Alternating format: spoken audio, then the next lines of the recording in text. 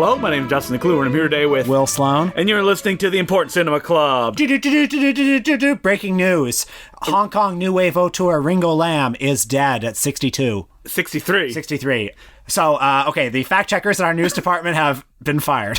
And Ringo Lam, being the director most famous as the guy that Quentin Tarantino supposedly ripped off by using Lam's film City on Fire for his Reservoir Dogs debut. Also the director of School on Fire and Prison on Fire and Prison on Fire 2, as well as some Jean-Claude Van Damme films like Maximum Risk and Replicant and In Hell. He was the most prolific Hong Kong auteur to come to Hollywood and make Van Damme films. Van Damme, sort of the Ellis Island of Hong Kong filmmakers. You know, John Woo, of course, came and made Hard Target, had a bad experience. Ringo Lam, didn't have the prospects that John Woo did, I guess. He supposedly had a miserable experience making Maximum Risk, but I guess Van Damme is just a likable guy, or maybe that was the only opportunity given to him. I would be fascinated how these three specific directors all ended up working with Jean-Claude Van Damme. Was he reaching out to them personally? I think so. Ringo Lam was the second Hong Kong filmmaker after John Woo to work with Jean-Claude Van Damme, and he's also somebody who I think in the popular imagination is kind of, well, I don't want to say the poor man's John Woo, but he's not. He's not the poor man's John Woo, but he's somebody who... I would almost say that he's one of those directors that, like, his name is recognizable and people know him, but there's no one that says, like, I'm a massive, like, Ringo Lam fan. Like, I've seen all of his movies. Yeah, he's nobody's favorite Hong Kong director, but he is one of the kind of titans of the 80s, 90s Hong Kong. I'm going to be honest. He's not really one of my favorites either. Like, if you put a gun to my head and said, all right, write a bunch of Hong Kong directors, he'd probably be one of the first ones I would write down, just because his name is so recognizable. Not his real name. He got it at a party somewhere, and someone said, oh, you like the Beatles? Oh, Ringo? Yeah, sure. I'm Ringo Lam, I guess. I mean, oftentimes those Hong Kong people would, like, get to choose their own English names, and so there'd be people like... Lots of Tonys. Elvis Choi, And so Ringo is one of those guys as well that, like, I think his cinema is defined by the idea of violence, and I think it's something that when I saw a bunch of his films when I was first getting into the country's, especially the new wave auteurs output, was something that I kind of reacted negatively to, is that I wanted action films. And on the surface, Ringo Lam is making action movies, but what really interests him is more the violence versus the action.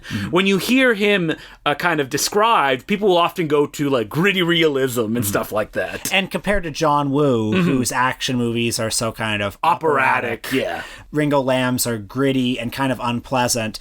And if John Woo is sort of interested in codes of honor among manly men, Ringo Lam believes that there's no heroes. Yeah. Like, that's his worldview on all of his pictures. And his best movies are about, corrupt societies, whether it's the police or the school system or the prison film system. industry. Yeah. All of it is terrible. Yeah. So Ringo, like a lot of the filmmakers who came up, like Chur Hark or even Johnny To, he essentially would do anything that was thrown at him. The first film that he made was Esprit d'Amour in 1983. I don't know why I put an English accent on that. It's Esprit d'Amour. It's a French word. But I also want to say that before he made his first film, he was a York University film studies student. He did not graduate. Oh, really? No, he did not. So he was a student, but he left before, he could get a diploma or anything like that. Well, you know what? Honorary Torontonian. I'm giving him that. His parents lived in Toronto. He said that in an interview I read around the Maximum Risk era, and he actually shot a lot of the Jean-Claude Van Damme film Maximum Risk in Toronto, so I feel he probably had roots here. I'm always curious about that, of like, what Hong Kong stars or their families live in the, like, outskirts of Toronto. I mean, a ton of them got Canadian passports before 97. Yung Bao, for a long time, lived in Toronto. Stephen Chow, of course, tried to get a Canadian passport, but was... denied due to his triad connections. And so Ringo, for a while, like, he was just kind of in the wind. He made, like, The Other Side of the Gentleman, Cupid 1, just romantic comedies, things that people wouldn't associate with him. And his commercial breakthrough, if not his artistic breakthrough, was Aces Go Places 4. Yeah, probably not an artistic breakthrough. The fourth in the popular series of Hong Kong kind of Lunar New Year action spy kind comedies. Of like heist pictures as well. Like Chur Hark did one before that after Ringo Lam. Our Man from Bond Street. Yeah. After Ringo Lam, Lark Har Lung made one. It was the kind of tentpole franchise for this organization called Cinema City. that was kind of the breeding ground for all these like new wave auteurs, a lot of them coming from television. So people like Carl Macca, who many people associate as Baldy in the Asians Go Places films, was part of this organization. Bad Man Eric Tsang was part of this organization as well. Choi Hark, probably most famously, and Ringo Lam was also involved in this. You know, for a guy who's known for like violence in cinema, Ringo would do whatever came his way as long as he could make movies. But after the success of Aces Go Places 4, Carl Macca, the producer, gave Ringo Lam a certain amount of money and said, make whatever movie you want as long as it's commercial on this budget. And pretty recently, John Woo's A Better Tomorrow had redefined the triad thriller action genre. Had made Chow Yun-fat, the most charismatic man on the planet, a star. You know, a famous shot of him lighting a counterfeit bill. Yep, on every poster, on every Anchor Bay VHS box across the world. Wearing a big goddamn coat, you know, all the stuff. And Ringo Lam's artistic breakthrough, City on Fire, was very much following in the footsteps of that movie. But as we said earlier, tonally, stylistically, very different. So, watching all these Ringo Lam films for this episode, it really created the separation between when Ringo Lam is going way over the top and when he's trying to make, like, realer films, like dramas. And those dramas are the ones that I'm usually like, I can give or take.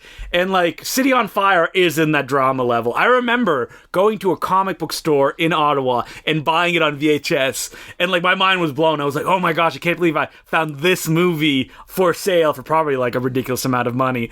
And I remember watching it and going, well, I don't like this. Well, of course, this movie was almost like an urban legend in the 90s because it was supposedly the movie that inspired Reservoir Dogs. And there was that famous short film that got so much play by Mike White of the Projection Booth podcast called Who Do You Think You're Fooling, where it just played scenes from the two movies side by side. I mean, it's a stretch. Well, I mean, it clearly did inspire, yes, especially the last couple of scenes with that Mexican standoff. Certain elements of the story, the fact that Chow Yun-fat is an undercover cop in this triad gang. There's kind of a robbery that goes wrong, and there's a guy in the gang who sort of mentors him, and they have this complicated relationship where the guy's vouching for him. No, he's not a cop. But I mean, I can imagine being more upset about this at the time when Harvey Weinstein was buying up every Asian movie just to bury recutting it. Yeah. Heroic Trio, dubbing it, not releasing it with the Cantonese dub. Goodbye. Like a movie like City on Fire would have been pretty much unknown. And so you can imagine, you know, somebody like Mike White or whoever being really incensed that like, well, why is this guy Tarantino not admitting to this? Why is he just plagiarizing this movie? I didn't think about this till now, but essentially Miramax buying all those Asian films and burying them, like all the Hong Kong classics in the 90s and early 2000s, was probably all at the impetus of Tarantino. Like he started this ball rolling, maybe with like Rolling Thunder Pictures and stuff like that, and they're like, oh wow, we can make money this way. Yeah. Ugh, terrible, man. That was a dark time for being a Hong Kong cinema fan. Well, you could get an Asian film, a VCD, or you could get the redubbed, recut version of like High Risk, and it would be called Meltdown. Yeah, missing 20 minutes, and then you could get another Meltdown, which is unrelated. Its original title was The Black Sheep Affair, and has nothing to do with the Jet Li original. So when you saw City on Fire, which I'm sure you checked out, like, did you like it? Did you love it? Yeah, I watched it this week for the first time ever. I had never seen it before. Wow, okay. Can you believe that? It's one of the reasons I wanted to do this episode, because I'd never seen City on Fire, which is one of those movies that I think most people getting into Hong Kong films go to first. Yes. And I liked it. Sure, that's how I felt when I saw it too. I remember being disappointed at the time because it wasn't a John Woo film. Yeah. And that's what I wanted. And it's not. It's a drama. I wouldn't even call it an action film. There's brief, like... There are maybe 3 big set pieces. Yeah, and that's pretty much it. And they're quite violent. They're more violent than like, yeah. exciting. I would almost compare it to something like Sam Peckinpah, but like John Woo is closer to Peckinpah because they're kind of freezing this violence and making it look beautiful, while Lam is like, I just want it to be on screen. He's not one to like intercut slow motion or be fancy. He likes to be right in there, and while he does like insane stunts, he doesn't like linger on them. They just happen and the movie keeps going. But the Ringo Lam movie that I watched this week that I was really impressed by was School on Fire. Many people consider it his best movie. And it's about, at this high school school where a number of students are affiliated with triad gangs in the city. I mean, you have to understand, at this time especially, the triads were a massive presence pretty much in every industry in Hong Kong. There's a fight where a student is killed by the triads, and one student, a young girl, witnesses it and is pressured to testify, but is also pressured by all the triads and triad affiliated people at the school to not do it. You know, what I like about this movie is, like, it has that energy that is very unique to Hong Kong film at this time. You know, like, they would never get permits, for example, to shoot on the street. So, like, you watch these movies and they're kind of like documentaries on their own making, where it feels like the film industry is this occupying force in Hong Kong that just turn up on a street and start filming.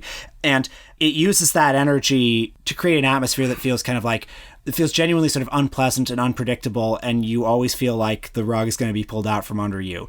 Like, you never know what's going to happen, and there's something very unsettling about that. Anyone can die at any moment. So that scene where the student is killed by the triads early on, that key scene, it's like this knife fight in the middle of a street, and the student, like, runs onto the street and gets hit by a car, you know, brutally hit by a car. Like a stuntman throwing himself in front of a car. The glass shatters. He's laying on the ground. A giant pool of blood is forming under him. And it just creates the sense like nothing is off limits in this world. This is a world where, like, it's not enough to be angry. Tables are going to get thrown over. People are going to be thrown through windows. And like you said, that's a documentary about its own making. There's, like, a level of involvement in Hong Kong cinema, especially when, like, Ringo Lam is going for this violence that you don't get in American films, because you know these stunts, like, you're like, oh god, that hurts so much. Someone being thrown off a banister and bouncing off of it and landing on the ground. Yes. There's no way to get through that, like, safely. It's someone just decided to go and do it, and hopefully skilled enough to land in the right way that he won't die doing this. And if you're creating a portrait of how corrupt this school and this city and the bureaucracy is,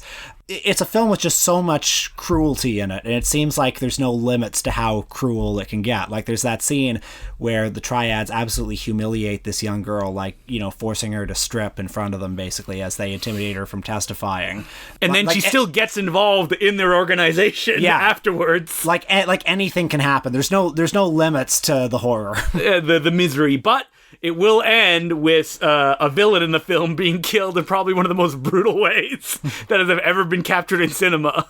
Now, Ringo Lam's filmography, I think, is pretty dodgy. You know, it's half good movies, half, you know, hack work and misfires. I think the other movie that Hong Kong cinema fans, or Western Hong Kong cinema fans, really love, and one that I saw for the first time as a teenager, was Full Contact. Oh, I love Full Contact. And it still took him a while to get there, because, like, after School on Fire, he made Wild Search, which is supposedly only notable for Chow Yun-fat's performance in a remake of Witness, the Peter Weir classic. He made an international production that never gets talked about called Undeclared War, which is notable for having Olivia Hussey in the in the cast, and the Sammo Hung film Touch and Go, Prison on Fire 2, Twin Dragons. Twin Dragons is an interesting film. That was a movie that I think was made as a benefit film for the Directors Guild. Yeah, of Hong Kong Directors Guild. They were going to build a headquarters or something. I think Ringo did very little work on that. I think he shot the opening, and I think Choi Hark did the rest. They are credited as co-directors, and I think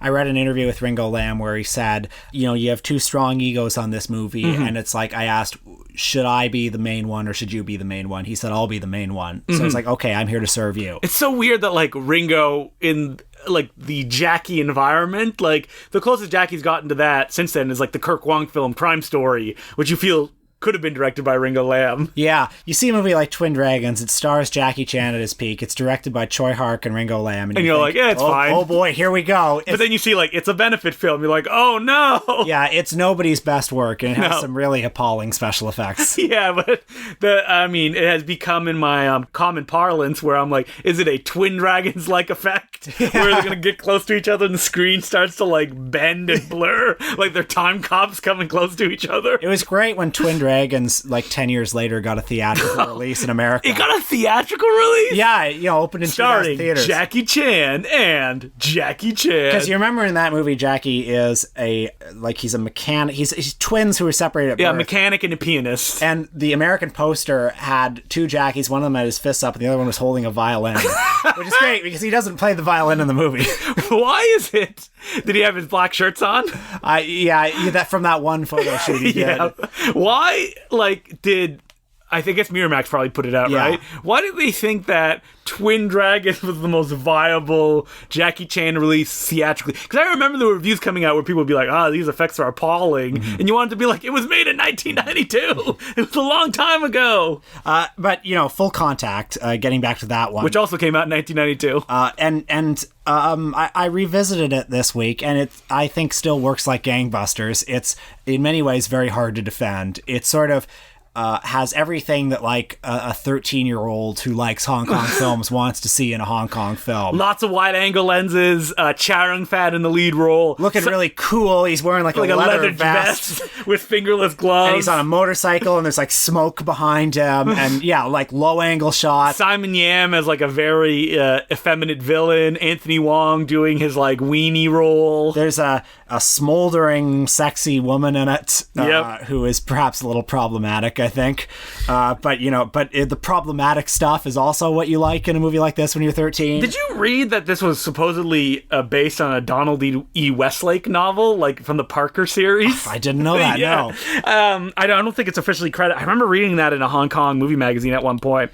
It's a movie that's also famous, though, for the bullet cam effect. Yeah, I remember that being hyped up, and I was like, it's all right. Like, the camera just zooming towards someone. It's a moment that is almost reverse engineered to like be mentioned in a fanzine. 100%. Pump your fist when you hear about it. Oh man, a bullet cam. I remember being disappointed when I saw this the first time as well. Again, because it's like it's not really John Woo, and even the action scenes, Ringo Lam doesn't seem to be interested in like delivering it that even like other Hong Kong action directors would do. He's more interested in kind of like the violence of it and that like climactic moment more than like fun or build up or payoff. I don't think Full Contact, which I enjoy, I don't think it's a very rich movie. I think it's kind of all there on the surface. I feel you sort of enjoy the B-movie quality of it. I can understand why, if you're getting into Hong Kong cinema, would be the one you go to, because it feels very American in the way that it's constructed. But with that weird remove, Like every time Chow Fat shows up, there's an electric guitar. It's like...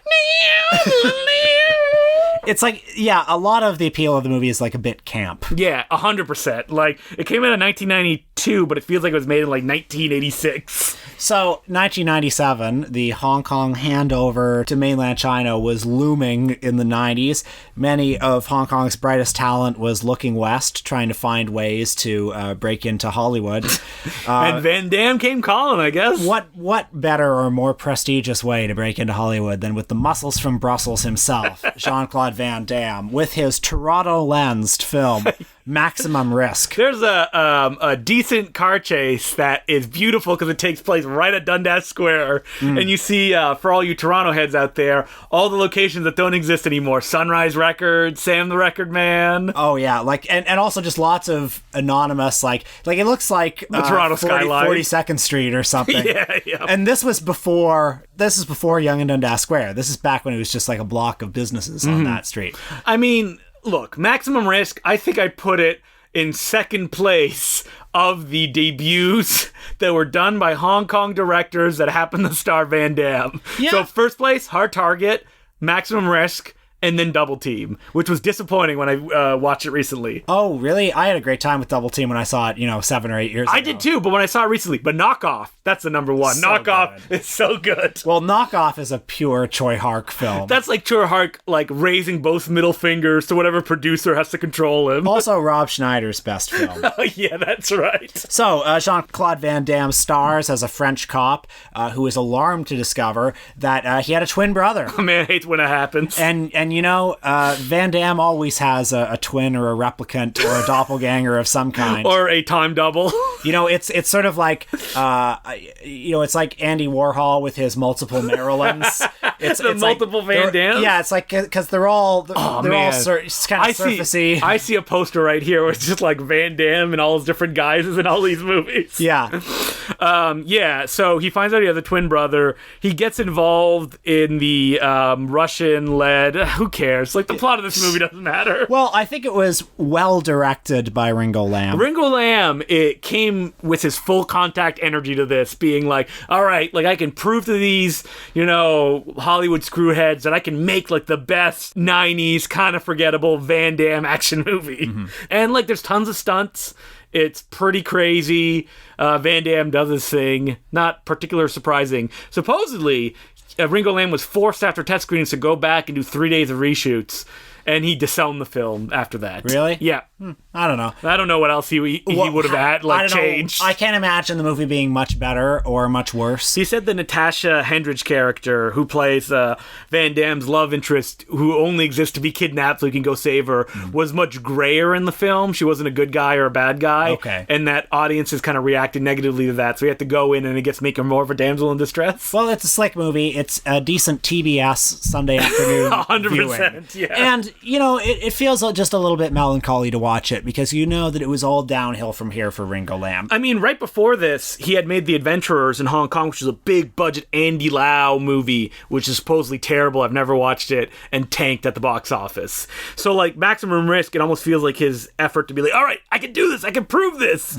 And, he kind of went back to Hong Kong after that, and he made a movie called Full Alert, which I've seen. It's all right. You sense him lose his passion after this. The movies from his golden age, it's clear there was a bit of a one for them, one for me going on in the movie he was making. There were some that he was clearly really strongly committed to, others that were just, all right, let's get food on the table here. Yeah. And then I think the signs of his passion, the signs of his engagement seem fewer and far between after the turn of the millennium. Well, he just struggled making movies, and if you look at his filmography, it almost feels like people trying to give him a shot to come back. Like, even Van Damme Replicant in 2001, which was a DTV film, or in 2003, he made a film for Johnny Toe's company that was kind of out of his wheelhouse. It was a, like, romantic action comedy, which he hadn't done for, like, 15 years. But you feel like these kind of people, like Johnny Toe, or even Troy Hark in 2007, remember they did that, like, omnibus film where it was, like, one movie, but they each directed a segment? Triangle, I think it was called? That film only exists to give Ringo Lam a shot at directing, which he hadn't done for like 7 years at that point. I read an interview with Ringo Lam from 2015, which was probably around the time when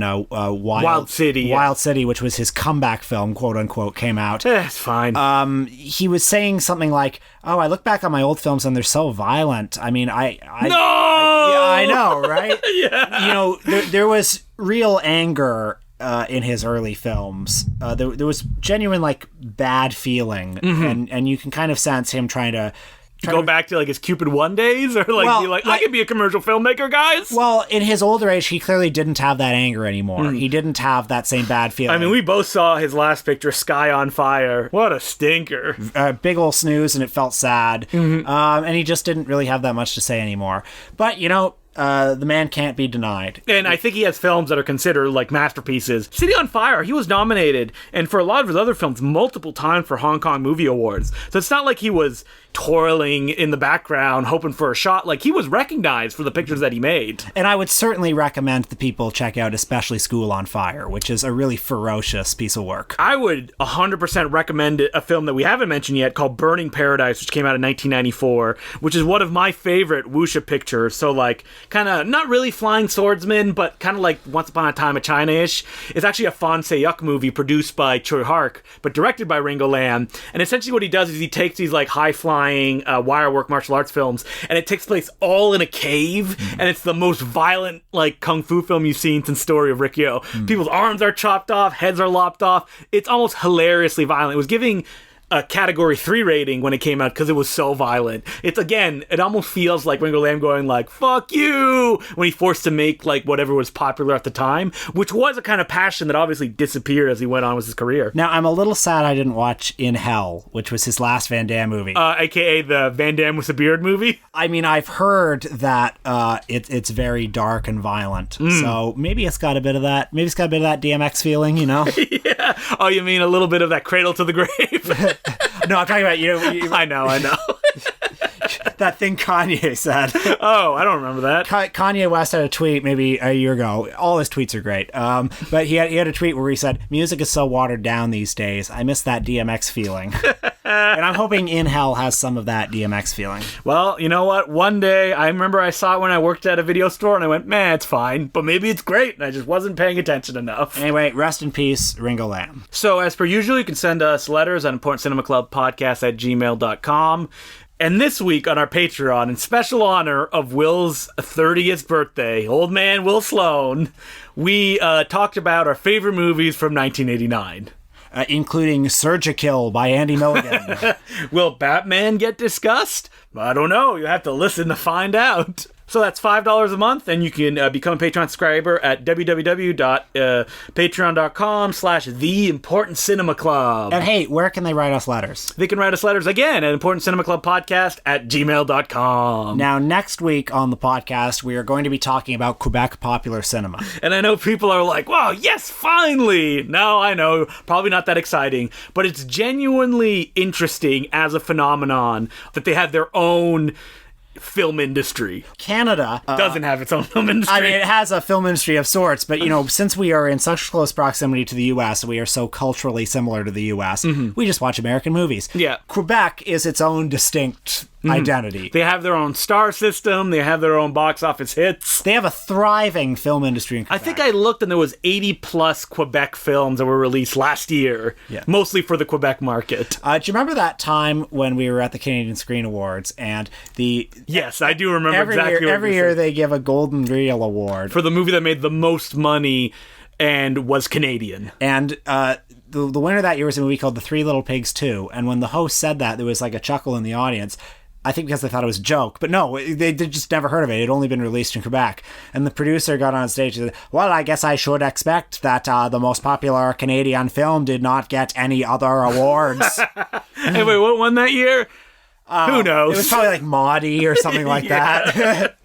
And so I cherry-picked essentially one film per decade for me and Will to watch, and I was very careful to pick filmmakers that I know we're not going to talk about at any other point. So these are actual Quebec phenomenons. We're going to be watching Les Boys. Did you ever hear about that? Well, Les Boys for a long time was actually the most popular Canadian film of all time in Canada. Wow. Like highest grossing, I mean. I've seen it. Starring Patrick Huard. Patrick Huard, yeah. Who is, I think, the biggest star in Quebec. Don't quote me on that. I think that's the case. He's the bad cop, not the bon cop. That's right. We will not be watching Bon Cop, Bad Cop. Now, when I was making this list too, I could have picked movies that I just knew were bad and we wanted to make fun of it, but I tried to avoid that. So we're going to check those out. Maybe I'll watch Elvis Gratton. Did you ever hear about that movie? No. Oh, okay. I'll talk to you about it after the podcast, and I'll definitely mention it. It's a whole new world to discover that most of Canada doesn't know about unless you're from Quebec, which I am not, but I do speak French. So. I'm excited to dive in. I know very little about Quebec popular cinema.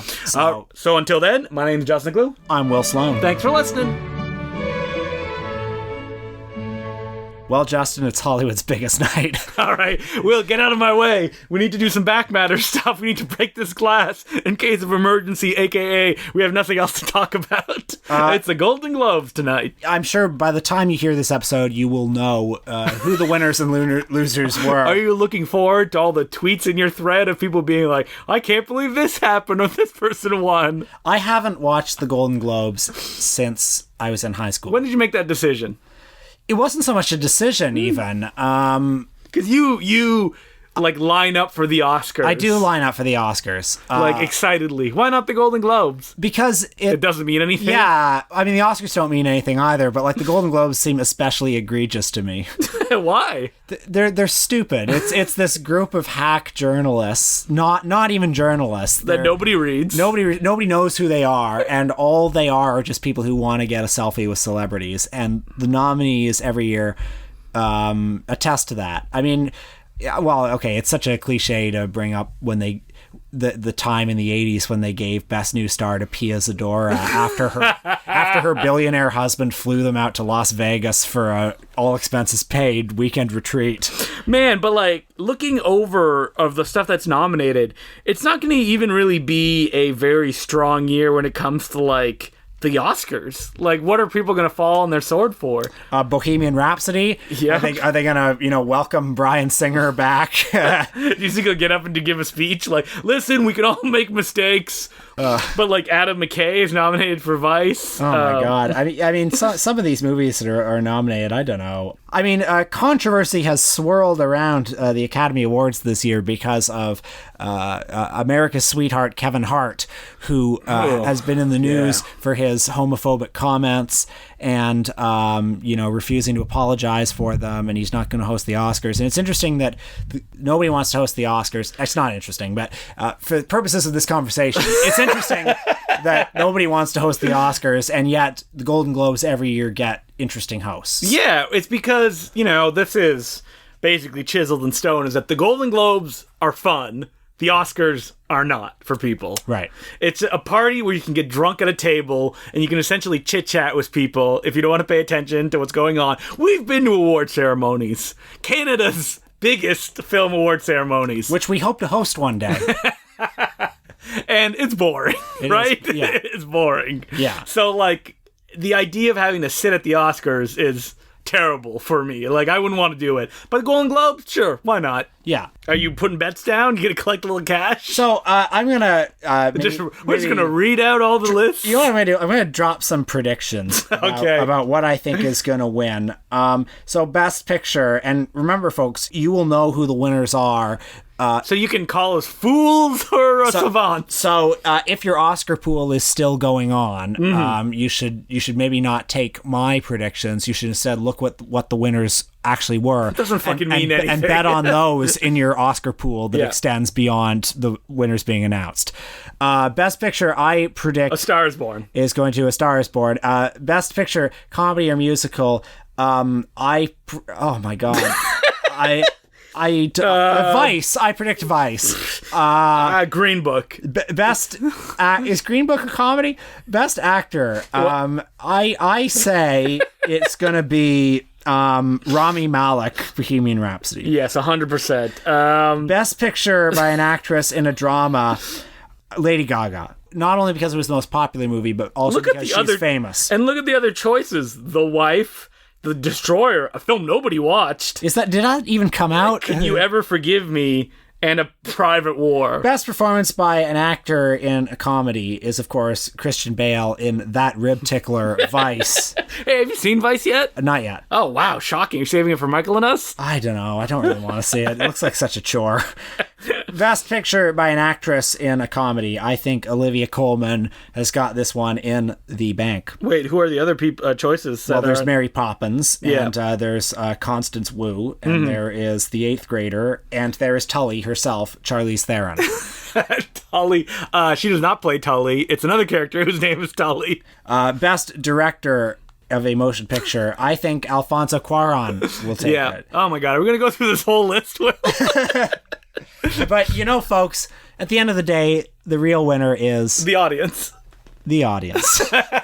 For having 3 hours of sparkling entertainment with... 3 hours? I just assume. Because they also have the TV categories in there. A lot of entertainment with Hollywood's biggest stars. Mm-hmm. The stars come out to shine. Think Jack Nicholson will be there?